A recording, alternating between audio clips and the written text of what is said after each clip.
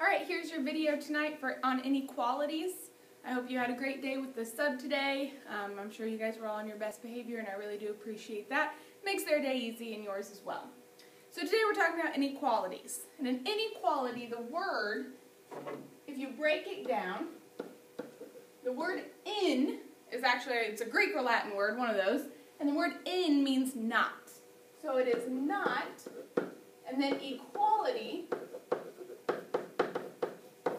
Equality, most of you know, means equal. So it literally means not equal. But it's still a relationship. We're still comparing numbers or variables. We just say that they are not equal. They are one of these other symbols. Okay, so an inequality is a relationship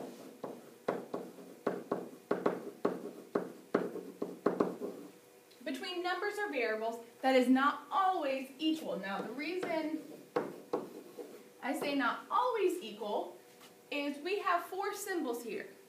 And these first two are comparing. This one right here, reading it left to right. Some of you have learned this so many different ways. I like to try and say as mathematical as possible. So I make the symbol like this. Okay, and the smaller end, that's the bigger distance, the bigger end, that's the smaller end. So the smaller end is the smaller number or variable, it's a smaller value. So this means less than. And this reading left to right, the greater, the bigger end is what I see first, left to right. So it is greater than.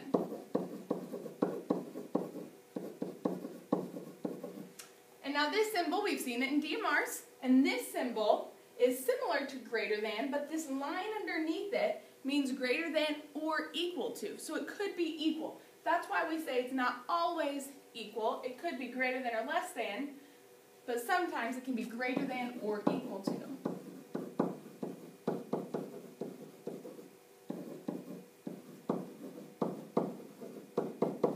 And then here, reading it left to right, we see the smaller end before the bigger end. So when I see the smaller end first, it's less than.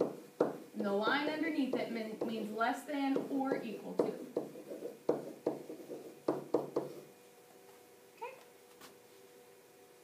Now we can solve these inequalities, but we don't call it solving because there's not always just one solution. If it can be any number greater than 6, okay, it could be an infinite amount of solutions. So we don't find necessarily one solution. That's what this says here. Since there's not just one answer to an inequality, like there is for an equation, that's what we have been solving, we find solutions that satisfy the inequality. So we're going to write these as solutions to this inequality. And we solve these the exact same way as we do when we find equations. So finding solutions to an inequality, use the same steps as solving an equation.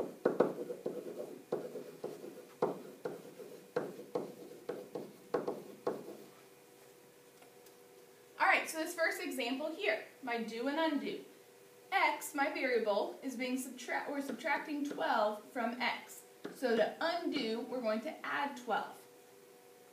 Now this right here, x minus 12, subtraction is the exact same thing as adding the opposite. So I'm going to change that to adding the opposite, and I'm going to draw a line down my inequality sign instead of my equal sign now. I still don't want to cross over, it's still a balance.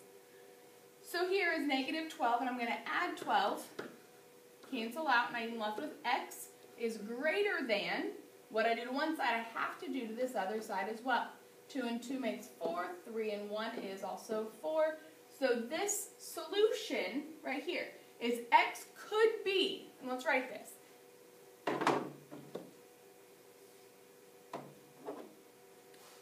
X can be any number, and this right here is the greater than symbol, any number greater than 44. Okay? So any number greater than 44. It could be 1,000, it could be 1,000,000, it could be 46. Can't be 44. It has to be a number greater than 44. It could be 44.0001, but it can't be any number less than 44 or 44. It's got to be greater. Makes sense. Next example, the do is we're adding 9. To undo, we're going to subtract 9. Put my line down the inequality sign. Subtract 9 from 9, I get 0. I'm left with C, which is greater than or equal to 20 minus 9. And 20 minus 9 is 11. I had to think about that for a second. 11. Okay? And I just want to get you used to what the solutions are implying. So C can be any number greater than or equal to 11. Okay? So it could be 11. C could be 11. It could be 12. It could be 13. It could be 11.1. It could be 11 and a half. Okay? Oh, I haven't been checking. All right.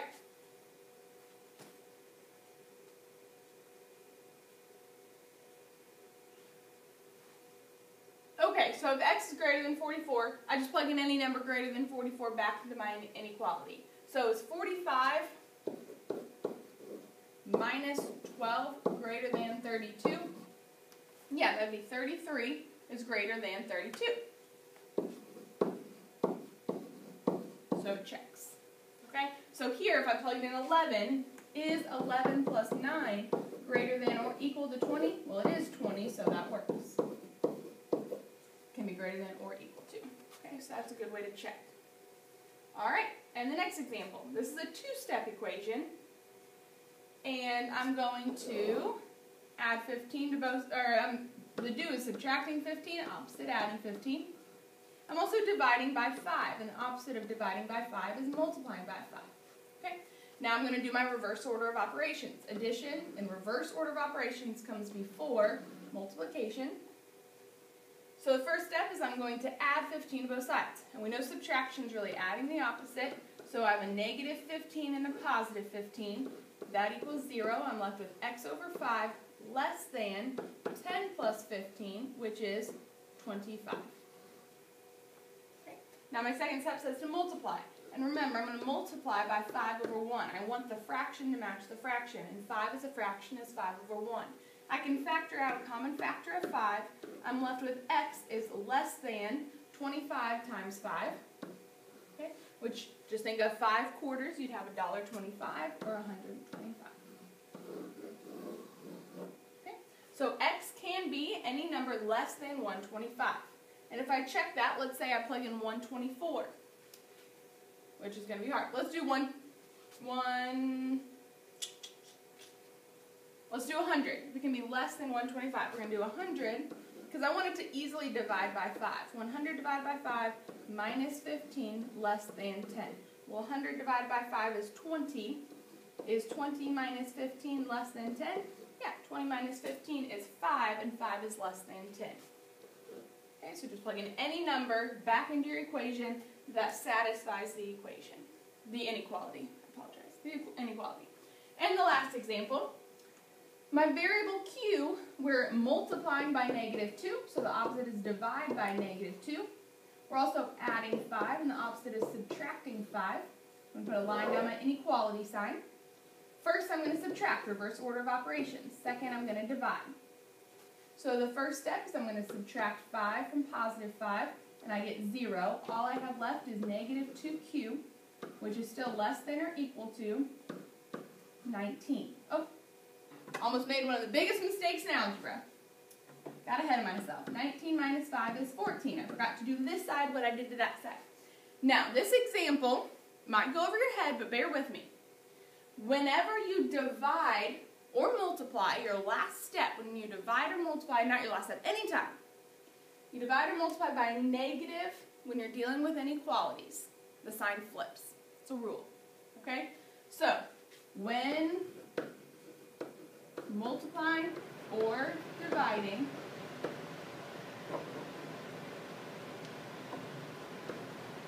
by a negative,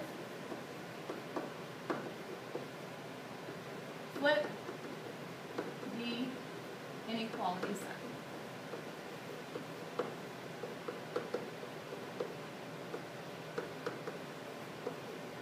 Okay, and you may see some of these on your homework. Just whenever you see a red flag should go up. Whenever you see an inequality when you divide or multiply by negative, red flag. Okay? Because when we divide by negative 2, okay, my sign is changing because a negative divided by negative, I have positive q. When I divide by negative 2 over here, I don't have positive 7, I have a negative 7. So that's negative 7 less than or equal to q isn't the same thing as greater than or equal to. So when I change my sign here, I flip my inequality. So this is the less than or equal to symbol. So I'm literally going to just flip it to make it the greater than or equal to symbol. Okay? So my sign flips and my inequality should satisfy negative 7 is greater than or equal to q. Okay? So if I plug in any number greater than or equal to negative 7, should be, q is going to be less than or equal to negative 7. You can flip that around and say q is less than or equal to negative 7. Okay, so I can plug in negative 8 back into my equation, and let's check. Negative 19 less than or equal to negative 2 times negative 8 plus 5. Does this satisfy? 19 less than or equal to negative 2 times negative 8 is 16 plus 5. Yes, 19 is less than or equal to 21. Checks. Okay? This part at the bottom here, you're not going to have number 1 through 13 all. And this is Thursday night you're watching this. It's not going to be due on Monday. Your worksheet you're going to get Friday in class. Okay, so it is going to be due Monday, but it's going to be a different worksheet. Okay, so just worksheet, not number 1 through 13. All right, I hope you have a great day tomorrow as well. If it's Friday today, if you're just watching this in class, I hope you have an excellent weekend. I hope you have a great rest of your day. Thanks for being awesome for this up. We'll see you guys on Monday.